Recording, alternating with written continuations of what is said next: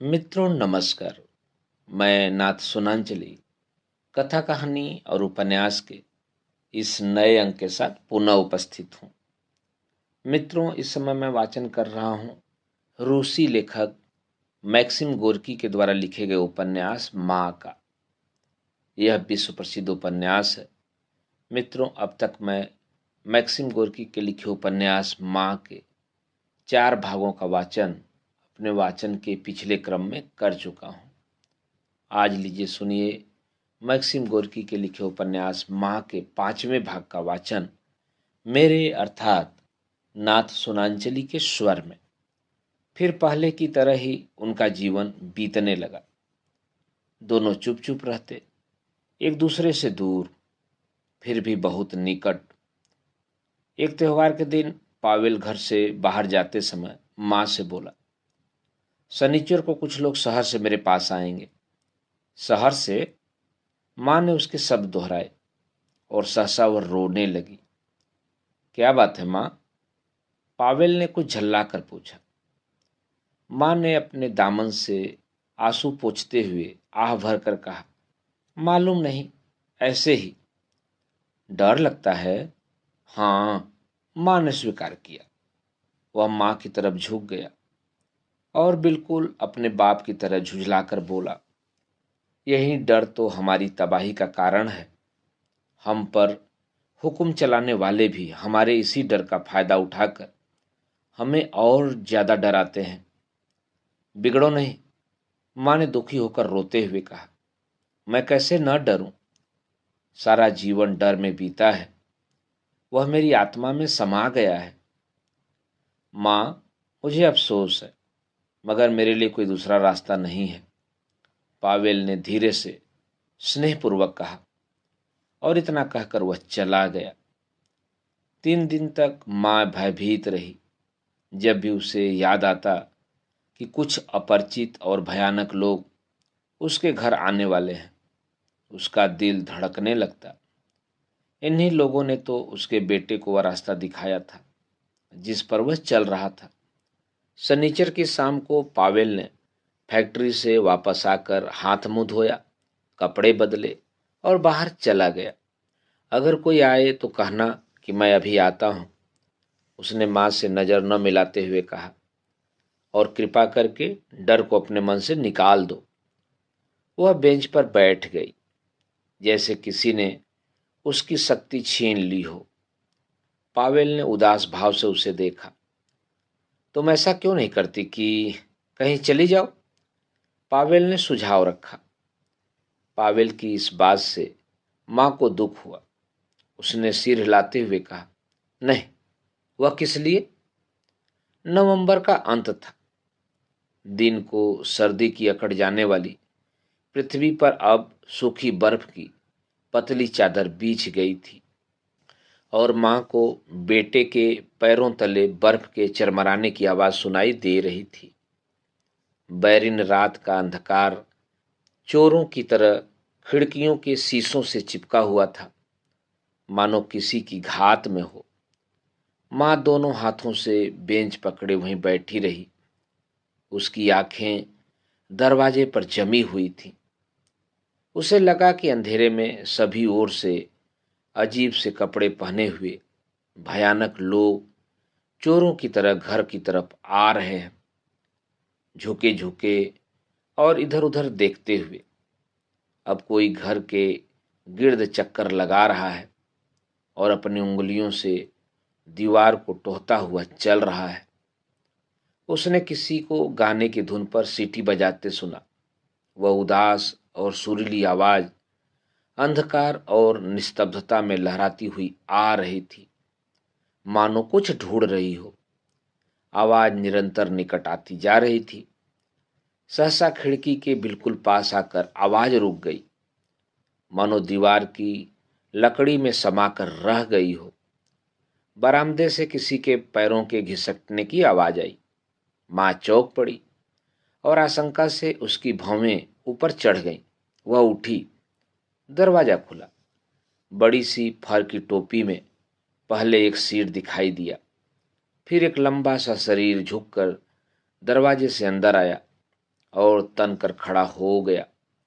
आगंतुक ने अपना दाहिना हाथ उठाकर सलाम किया और फिर एक गहरी आह भरकर भारी गुजती हुई आवाज में कहा, सलाम। माँ ने कुछ कहे बिना झुककर उसके अभिवादन का उत्तर दिया। पावेल है? आगंतुक ने धीरे धीरे अपनी फर की जैकेट उतारी, एक पैर उठाकर अपनी टोपी से जूतों पर जमी हुई बर्फ झाड़ी, फिर दूसरा पैर उठाकर यही क्रिया दोहराई और अपनी टोपी को एक कोने में फेंककर लंबी लंबी टांगों पर झूलता टहलता हुआ सा कमरे के दूसरे कोने में चला गया। उसने एक कुर्सी को गौर से देखा, मानो यह विश्वास कर लेना चाहता हो कि वह कुर्सी उसे संभाल भी पाएगी कि नहीं, और फिर कुर्सी पर बैठकर मुंह पर हाथ रखकर जम्हाई लेने लगा। उसका सिर बहुत सुडौल था और उसके बाल छोटे छोटे कटे हुए थे। उसकी दाढ़ी बिल्कुल सफाचट थी और मूंछों के दोनों सिरे नीचे की ओर लटके हुए थे। उसने अपनी बड़ी बड़ी भूरी आंखों से कमरे की हर चीज को बड़े ध्यान से देखा। यह घर तुम्हारा अपना है या किराए का है? उसने टांग पर टांग रखकर कुर्सी पर झूलते हुए कहा। किराए का है, माँ ने जो उसके सामने बैठी थी उत्तर दिया। कोई खास अच्छी जगह तो नहीं है? उसने अपना मत प्रकट करते हुए कहा। पावेल अभी आ जाएगा, थोड़ी देर इंतजार करो। सो तो कर ही रहा हूं, उस बड़े डिलडौल वाले आदमी ने शांत भाव से उत्तर दिया। उसके शांत भाव, उसके कोमल स्वर और उसके सीधे साधे साधारण चेहरे से माँ को ढांढस बंधा। उसका देखने का ढंग बड़ा निसंकोच और मित्रतापूर्ण था और उसकी निर्मल आंखों की गहराइयों में उल्लास की ज्योति नाचती थी। उसका बेडौल शरीर कुछ झुका हुआ और टांगें बहुत ही लंबी थीं। फिर भी उसकी आकृति में कोई ऐसी चीज थी जो बरबस मोह लेती थी। वह एक नीली कमीज पहने था और चौड़ी मोहरी की उसकी काली पतलून बूटों में घुसी हुई थी।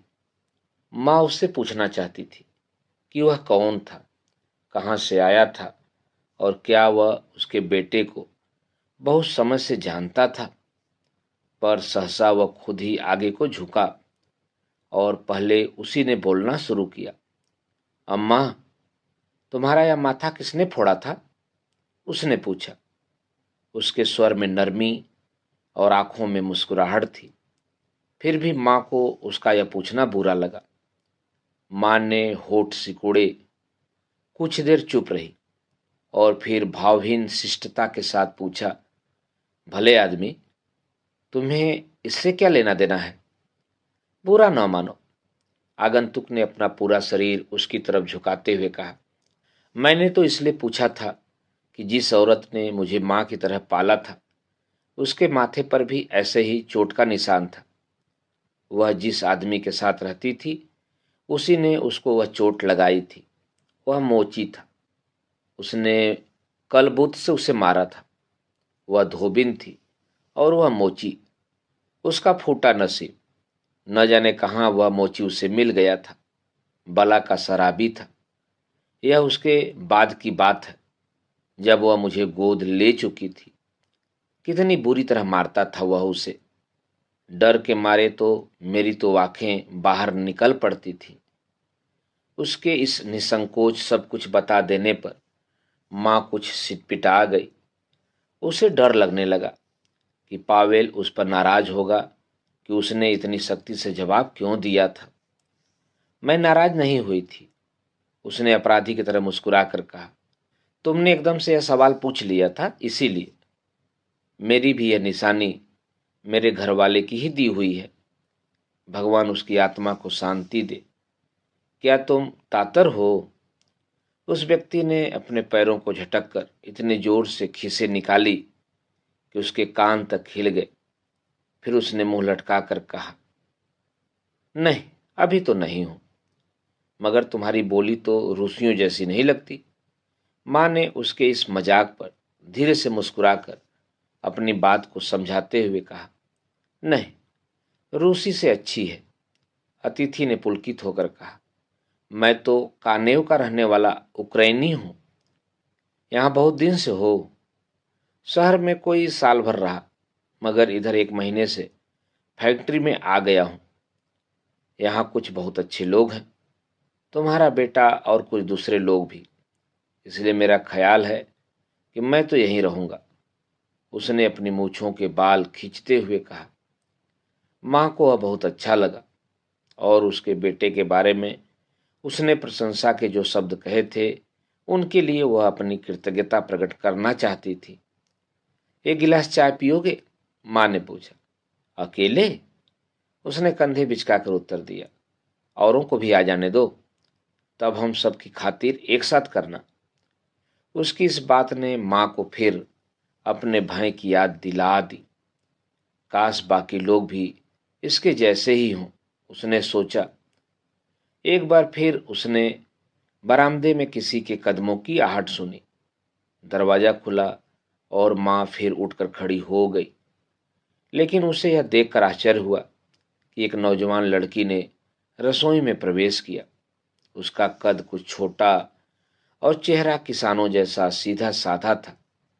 उसने अपने सुनहरे बालों को एक ही चोटी में गूंथ रखा था। क्या मुझे देर हो गई? लड़की ने कोमल स्वर में पूछा। नहीं तो, उक्रेनी ने दरवाजे से बाहर एक नज़र डालते हुए कहा। क्या पैदल आई हो? और क्या, आप पावेल मिखाइलोविच की माँ हैं?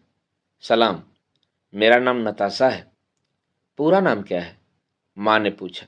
नताल्या वासिल्यवेना। और आपका? पेलागया नीलोवेना। अब हम लोग एक दूसरे से परिचित हो गए। हाँ, माँ ने तनिक आह भरते हुए लड़की की तरफ देखकर मुस्कुराते हुए कहा। सर्दी लग रही है? उक्रेनी ने लड़की को कोट उतारने में सहायता देते हुए पूछा। बहुत। बाहर खेतों में इतनी तेज हवा है कि बस। उसकी आवाज़ बहुत सुरीली और साफ थी। मुंह छोटा सा, होठ भरे भरे। देखने में वह बिल्कुल खुबानी की तरह गोल और ताजी लगती थी। कोट वगैरह उतारने के बाद उसने अपने गुलाबी गालों को छोटे छोटे हाथों से रगड़ा, जो सर्दी के कारण सूज गए थे, और जल्दी से दूसरे कमरे में चली गई। फर्श पर उसके जूतों की एड़ियों की आवाज़ साफ सुनाई दे रही थी। यह रबड़ के जूते नहीं पहनती। माँ ने अपने मन में यह बात अंकित कर ली। बर्र, लड़की ने कांपते हुए कहा। मैं तो सर्दी के मारे बिल्कुल अकड़ गई। लो, मैं समोवार गर्म किए देती हूँ, माँ ने जल्दी से रसोई में जाते हुए कहा। 1 मिनट ठहरो। उसे ऐसा प्रतीत हुआ मानो वह उस लड़की को बहुत समय से जानती है, और उसके हृदय में उस लड़की के प्रति माँ की ममता और प्यार जाग उठा। बगल वाले कमरे में उन लोगों की बातें सुनते समय माँ के होठों पर मुस्कुराहट नाच रही थी। नाखोदका, तुम क्या सोच रहे हो इतने गौर से? लड़की ने पूछा। कोई खास बात नहीं, उक्रेनी ने शांत भाव से उत्तर दिया। इस विधवा की आंखें बड़ी अच्छी हैं। मैं सोच रहा था कि शायद मेरी माँ की आंखें भी ऐसी ही रही होंगी। मैं अक्सर अपनी माँ के बारे में सोचता हूँ। मेरा ख्याल है कि वह जिंदा है। मगर तुमने तो कहा था कि वह मर गई। वह तो उस माँ के बारे में कहा था जिसने मुझे पाला था। मैं अपनी माँ की बात कर रहा हूँ। वह शायद क्यू की सड़कों पर कहीं भीख मांगती होगी और शराब पीती होगी, और जब भी वह नशे में चूर हो जाती होगी तो पुलिस वालों के थप्पड़ खाती होगी। बेचारा, माँ ने आह भरकर सोचा। नताशा ने कोई बात बड़ी जल्दी से कोमल स्वर में और बड़े जोश के साथ कही। एक बार फिर उक्रेनी की आवाज़ गूंज उठी। तुम अभी बिल्कुल बच्ची हो, अभी दुनिया नहीं देखी है तुमने। वह बोला। मनुष्य को इस संसार में लाना तो कठिन है ही, पर उसे भला आदमी बनाना और भी कठिन है। हाय बेचारा, माँ ने अपने मन में कहा। वह उक्रेनी से सांत्वना के 2 शब्द कहने के लिए बेचैन हो रही थी, लेकिन इतने में दरवाजा धीरे से खुला और पुराने चोर दनीला का बेटा निकोलाई वेस्वच्ची को अंदर आया।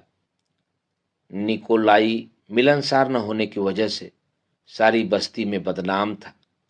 वह हमेशा मुंह फुलाए सबसे अलग अलग रहता था और लोग इसी कारण उससे चिढ़ते थे। क्यों, क्या है निकोलाई? माँ ने आश्चर्य से पूछा। पावेल है, उसने चेचक के दागों से भरे हुए अपने चौड़े से चेहरे को हथेली से पोंछते हुए माँ को सलाम किए बिना ही पूछा। नहीं।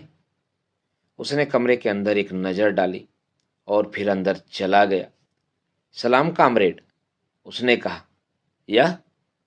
माँ ने बड़े तिरस्कार के भाव से सोचा और उसे नताशा को उसकी तरफ इस प्रकार हाथ बढ़ाते देखकर आश्चर्य हुआ, मानो वह उससे मिलकर बहुत खुश हुई हो। निकोलाई के बाद दो आदमी और आए। दोनों बिल्कुल लड़के ही थे। माँ उनमें से एक को जानती थी, जिसके नाक नक्श बहुत सुडौल, बाल घुंघराले और माथा चौड़ा था।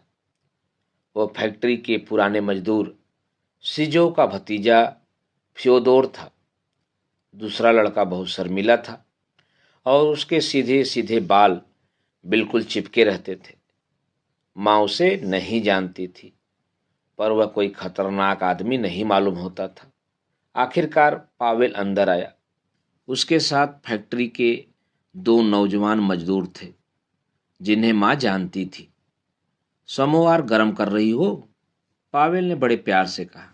धन्यवाद। जाकर थोड़ी सी वोदका खरीद लाऊं? माँ ने पूछा।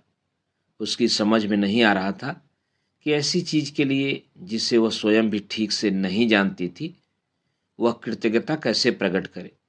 नहीं, हम लोग शराब नहीं पीते, पावेल ने स्नेहपूर्ण मुस्कुराहट के साथ उत्तर दिया। माँ को ऐसा लगा कि उसके बेटे ने जानबूझकर इस बैठक के खतरे को बहुत बढ़ा चढ़ाकर बयान किया था, ताकि बाद में उसको लक्ष्य बनाकर खूब हंसे। क्या यही गैर कानूनी लोग हैं? उसने बहुत ही दबे स्वर में पूछा। हाँ, यही हैं, पावेल ने जल्दी से दूसरे कमरे में जाते हुए उत्तर दिया। मैं नहीं मानती, उसने बड़े प्यार से पुकार कर कहा और अपने मन में दयालु भाव से सोचने लगी, यह भी अभी तक कैसा नादान बच्चा है। मित्रों, अभी आप सुन रहे थे रूसी लेखक मैक्सिम गोर्की के द्वारा लिखे गए उपन्यास माँ के भाग 5 का वाचन मेरे अर्थात नासुनांचली के स्वर में। मित्रों, अब लीजिए सुनिए उपन्यास माँ के 6ठे भाग का वाचन मेरे अर्थात नाथ सोनांचली के स्वर में। जब समोवार गर्म हो गया तो माँ उसे कमरे में लेकर गई। अतिथि मेज के चारों तरफ बैठे हुए थे और नताशा कोने में लैंप की रोशनी में एक किताब पढ़ रही थी। इस बात को समझने के लिए कि लोगों का जीवन इतना कठोर क्यों है, नताशा ने कहा। और वे खुद इतने कठोर क्यों हैं? उक्रेनी बीच में बोल उठा। हमें यह मालूम करना चाहिए कि उनका सामाजिक जीवन कैसे आरंभ हुआ। हाँ, मालूम करो मेरे बच्चों, जरूर मालूम करो। माँ चाय बनाते हुए बड़बड़ाई। सबने बात करना बंद कर दिया। माँ, क्या बात है? पावेल ने त्योरियां चढ़ाकर पूछा। कौन सी बात? माँ ने नजर उठाकर देखा और सबको अपनी तरफ देखता हुआ पाया। अरे, मैं तो यूं ही अपने आप से बातें कर रही थी। माँ ने खिसियाहट से बुदबुदा कर कहा। मैं सोच रही थी कि अगर तुम लोग कोई बात मालूम ही करना चाहते हो तो क्यों न मालूम करो। नताशा हंस दी और पावेल भी खिलखिलाकर हंस पड़ा। अम्मा, चाय के लिए धन्यवाद, उक्रेनी ने कहा। पहले पी लो तब धन्यवाद देना, माँ ने कहा और फिर अपने बेटे की तरफ देखकर पूछा। शायद मेरी वजह से तुम लोगों के काम में बाधा पड़ रही है। मेजबान की वजह से मेहमानों के काम में क्या बाधा पड़ सकती है? नताशा ने उत्तर दिया। लेकिन मुझे जल्दी से चाय दे दो, मैं सिर से पांव तक कांप रही हूं और पैर तो मेरे बिल्कुल बर्फ हो गए हैं। उसके स्वर में बच्चों जैसी याचना थी। अभी लो, अभी, माँ ने जल्दी से उत्तर दिया।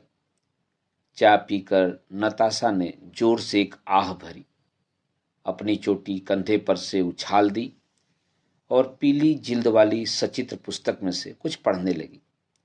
माँ ने कोशिश की कि चाय बनाते हुए कोई शोर न हो और वह चुपचाप सुनती रही।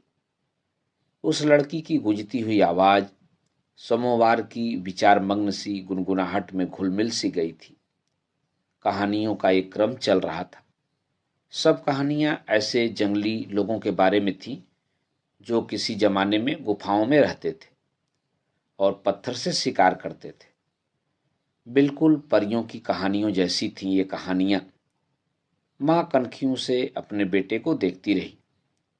वह पूछना चाहती थी कि ऐसी कहानियां गैर कानूनी क्यों ठहराई गईं, पर थोड़ी ही देर में वह जो कुछ पढ़ा जा रहा था उससे सुनते सुनते उकता गई और नजर बचाकर इस प्रकार अतिथियों को गौर से देखने लगी कि उन्हें और उसके बेटे को इसका पता न चलने पाए। पावेल नताशा के बगल में बैठा था। वह उन सब लोगों में सबसे ज्यादा खूबसूरत था। झुकी हुई नताशा किताब पढ़ रही थी और बीच बीच में अपनी कनपटियों पर से बालों की लटें पीछे हटा देती थी। अपना सिर झटक कर और आवाज धीमी करके किताब की तरफ देखे बिना अपने चारों ओर बैठे हुए लोगों के चेहरों पर प्यार भरी नजर डालकर वह बीच बीच में अपनी तरफ से भी कोई बात कहती थी।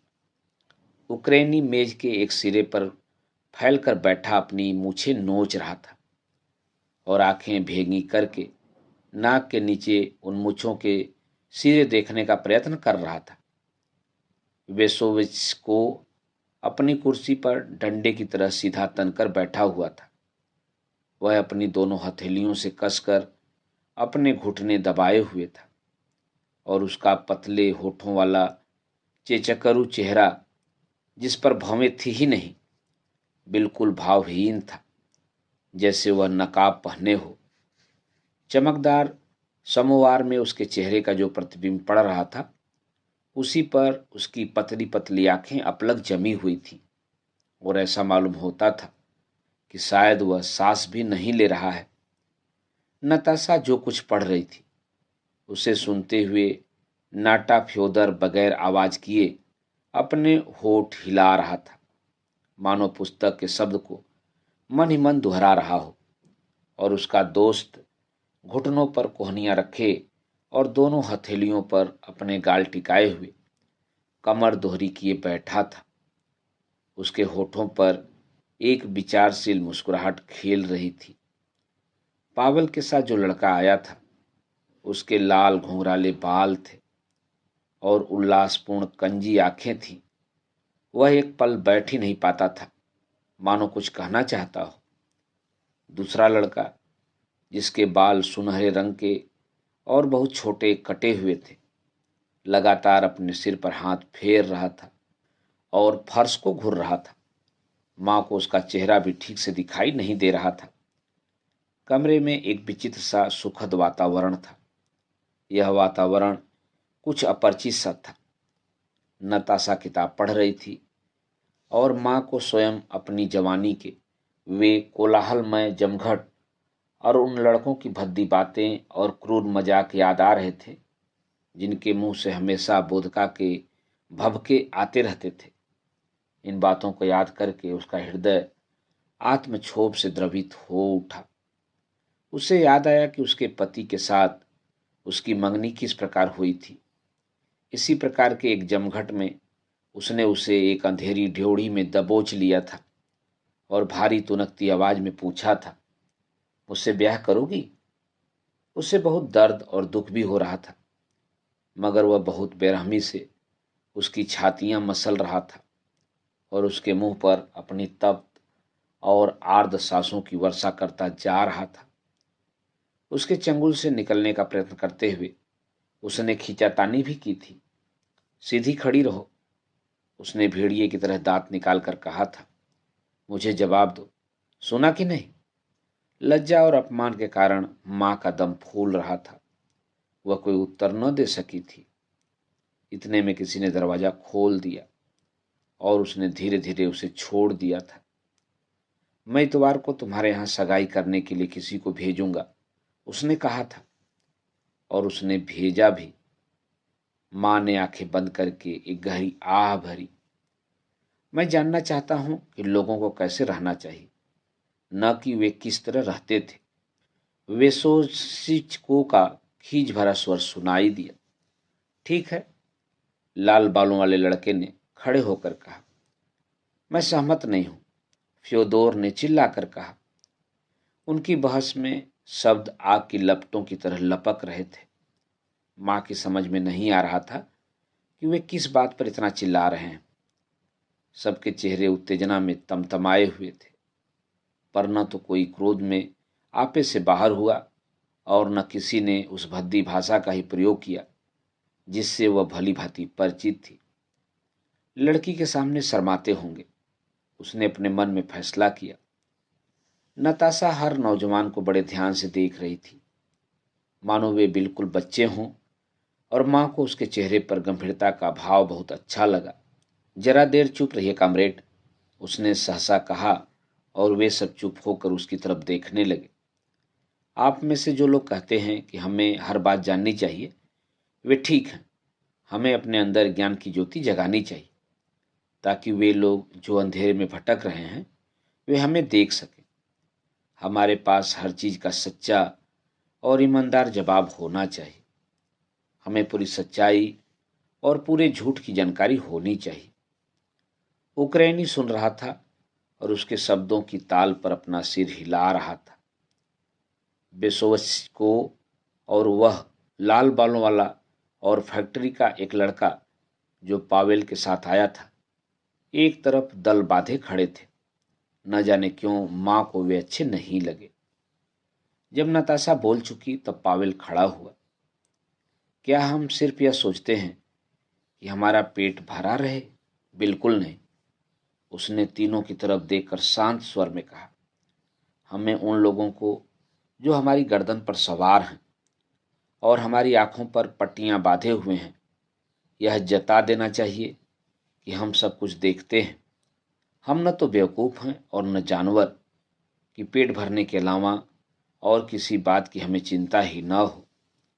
हम इंसानों का सा जीवन बिताना चाहते हैं। हमें अपने दुश्मनों के सामने यह साबित कर देना चाहिए कि उन्होंने हमारे ऊपर खून पसीना एक करने का जो जीवन थोप रखा है, वह हमें बुद्धि में उनके बराबर या उनसे बढ़कर होने से रोक नहीं सकता। पावेल की बातें सुनते समय माँ का हृदय गर्व से फूल गया। वह कितने अच्छे ढंग से बोलता है। ऐसे बहुत से लोग हैं जिन्हें खाने पीने की कोई कमी नहीं, मगर उनमें बहुत थोड़े ही ईमानदार होते हैं। उक्रेनी ने कहा, हमें जानवरों की सी इस जिंदगी की दलदल के पार मनुष्यों के भाईचारे के भावी राज्य तक एक पुल बनाना चाहिए। साथियों, हमारे सामने यही काम है। अगर यह लड़ने का वक्त है तो हम हाथ पर हाथ धरे क्यों बैठे हैं? वे सोच कि उन्हें कुर्रा कर आपत्ति प्रकट की। आधी रात के बाद जाकर बैठक खत्म हुई। सबसे पहले वेसोचकियो और वह लाल बालों वाला बाहर गए। माँ को यह बात भी अच्छी नहीं लगी। आखिर इतनी जल्दी क्या है इन्हें? उसने भावहीनता से झुककर उन्हें विदा करते हुए सोचा। ना खुद का तो मुझे घर तक पहुंचा दोगे? नताशा ने पूछा। जरूर, क्यों नहीं, उक्रेनी ने उत्तर दिया। जब नताशा रसोई घर में अपने कपड़े पहन रही थी तब माँ ने उससे कहा, ऐसे मौसम के लिए तुम्हारे मोजे बहुत पतले हैं। कहो तो मैं तुम्हारे लिए एक जोड़ा ऊनी मोजे बुन दूं। पेला गया नीलोवा, आपका बहुत धन्यवाद, लेकिन ऊनी मुझे गढ़ते हैं। नताशा ने हंसकर उत्तर दिया। मैं ऐसे बुन दूंगी जो गड़ेंगे नहीं, माँ ने कहा। नताशा ने आंखें सिकोड़कर माँ को देखा और उसके इस प्रकार घूरने से माँ कुछ सिटपिटा गई। मेरी अटपटी बातों का बुरा न मानना, मैंने सच्चे दिल से यह बात कही थी, माँ ने धीरे से कहा। तुम कितनी अच्छी हो माँ। नताशा भी भाव विवल होकर उसके हाथ दबाते हुए वैसे ही धीरे से बोली, अच्छा अम्मा, अब हम चलते हैं। माँ से नजर मिलाते हुए उक्रेनी ने कहा और सिर झुकाकर नताशा के पीछे पीछे डेवढ़ी में चला गया।